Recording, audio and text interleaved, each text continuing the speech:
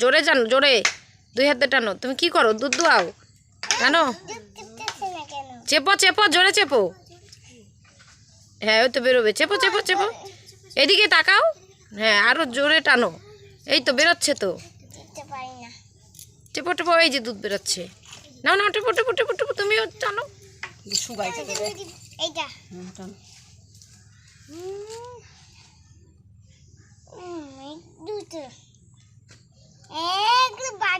Hello friends, তোমরা সবাই কেমন আছো? আশা করি তোমরা সকলেই ভালো আছো, আর আমিও খুব ভালো আছি।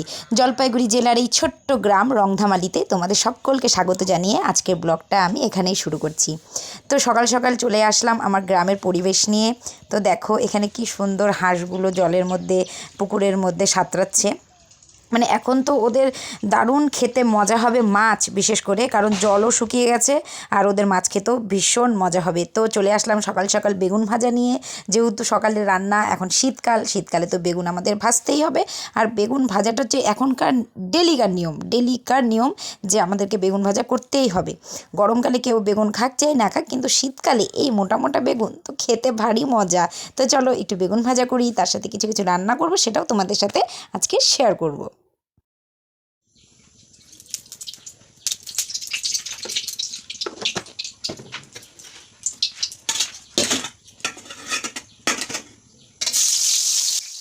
তো আমার এই বেগুনটা দেখো, তোমরা ভাবছো বেগুনটা ওভাবে কেন কাটা, এই বেগুনটা ওভাবে কেন কাটা।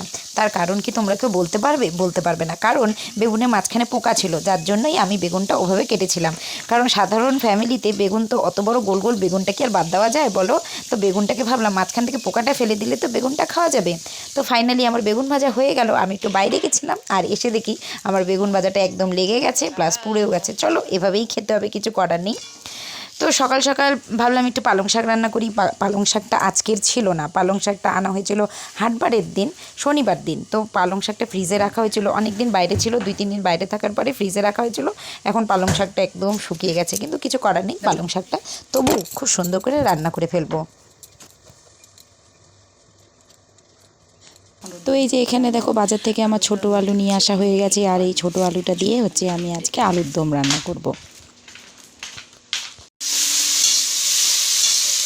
এইখানে বসাই দিলাম পালং শাকের সবজি, পালং শাকটা রান্না করব, তার জন্য এই যে সবজি আলু, বেগুন, মূলা আর গাজর দিয়ে পালং শাকটা রান্না করব। তো এখানে আমার পালং শাক ধোয়া হয়ে গেছে, আর আমি এখন পালং শাকের তরকারি রান্না করব। পালং শাকের তরকারি না, অ্যাকচুয়ালি পালং শাকের কি বলে, ঘন্ট। ঘন্টও না, একটু ভাজা ভাজা, একটু মাখা মাখা। মানে আমার পালং শাকের তরকারি, এই দেখো কি সুন্দর লাগছে পালং শাকটা। আজকে আজকে রান্নাটা দেখে মনে হচ্ছে খুব সুন্দর হবে। নেশা লাগছে, মাথায় তেল দিছি, ঝিমঝিম করে। আলুগুলোর মধ্যে না অনেক বালি ছিল, কারণ আলুগুলো তো এখন নতুন, যার জন্য অনেক বালি। তো নতুন আলুটার মধ্যে তো এখন বেশি বালুই থাকবে। তো ভাবলাম কি যে আলুগুলো একটু বাইরে নিয়ে রেখে তারপরে ঝেড়ে নিয়ে তো ছোট ছোট আলুগুলো আমি বেছে নিই। কারণ মেয়ে বলছে যে মা আমি আলুর দম খাবো, আলুর দম খাবো। তো এখন সেভাবে ছোট আলু আমি পাইনি। হ্যাঁ, যদি আমি মার্কেটে যেতাম হয়তো পেতাম। তো ভাবলাম এই আলুটা দিয়েই আমি ওকে বানিয়ে দিই।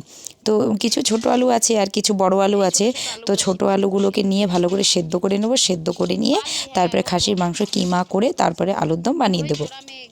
আমি স্কুল গেলাম, কবে থেকে বলতেছে মা আলু দম খাবো। ওর বাবা এই হাটে এত পচা আলু আনছে, অর্ধেক আলুই, মানে অর্ধেকের বেশি আলুই ফেলালাম, খাইতে তো পারলামই না।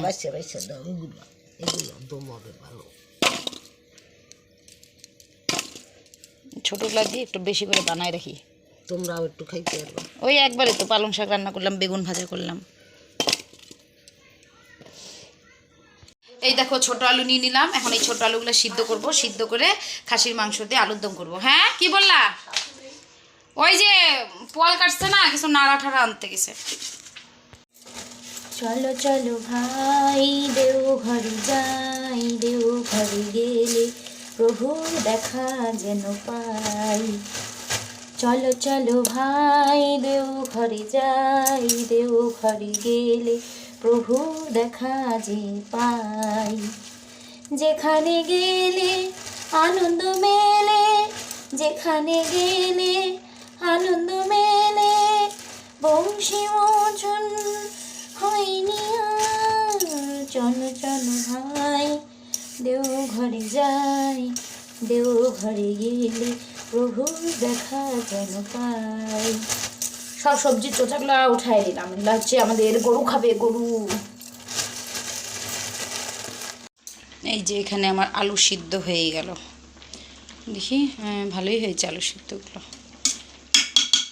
ছুলে নিতে লাগবে। তো আজকে রান্না করব ছোট নতুন আলু দিয়ে, হচ্ছে এখানে মটন রাখছিলাম ফ্রিজের মধ্যে, তো এই মটন দিয়ে একটু আলুর দম রান্না করব। ছোট ছোট করে মাংসটা কাটবো, মাংসটা কাটার পরে একটু তেল আছে, তেল দিয়ে আলু সিদ্ধ করে নেব, সিদ্ধ করে নিয়ে ভালো করে রান্না করব।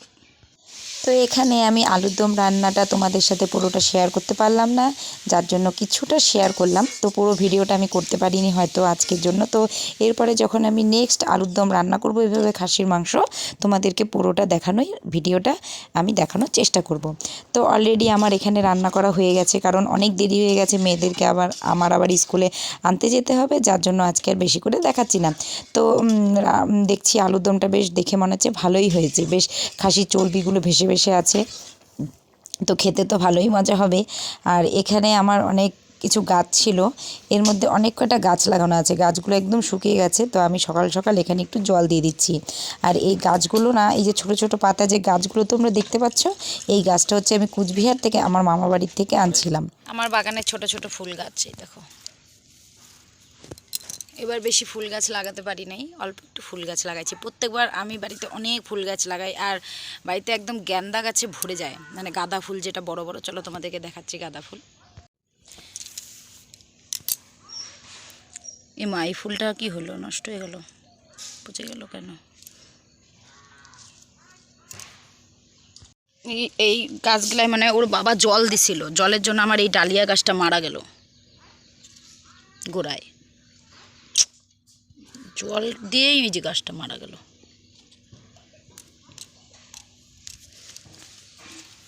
এই গাছটার মধ্যে একটা লাঠি কেটে দিত,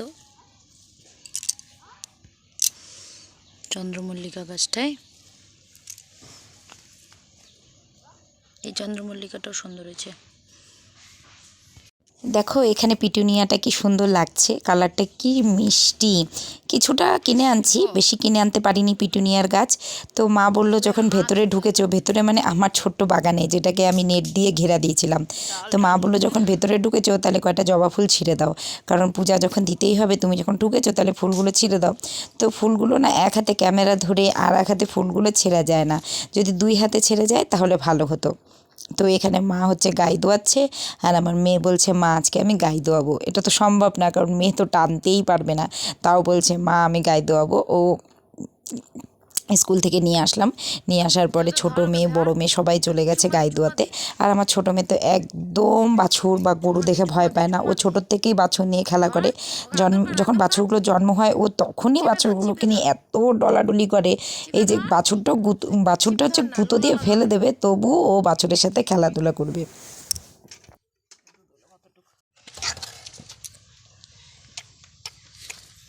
আবার আবার আবার গুতা মারে কেন? তো এই দেখো এখানে ছোট্ট সন্না বাছুরটা একটু দুধু খেয়ে নিচ্ছে, কারণ ওরও তো একটু দুধু খেতে ইচ্ছে করে। আর আমরাই যদি সবসময় সব দুধ টেনে টেনে নিয়ে নিই তাহলে তো হবে না, ওরও খেতে হবে। তো গাইও দোয়ানো হবে, প্লাস ওকেও খেতে দিতে হবে। তো বন্ধুরা, আমার এই ছোট্ট ভিডিওটি তোমাদের কীরকম লাগলো তোমরা অবশ্যই লাইক কমেন্ট শেয়ার করবে। তোমরা অবশ্যই আমাকে একটু সাপোর্ট করবে, আমাকে ভালোবাসা দেবে। এরপরে নেক্সট ব্লগটা যেন আমি আরও ভালো করে করতে পারি। তো আজকের জন্য আমার ব্লগটা এখানেই শেষ করছি, টাটা।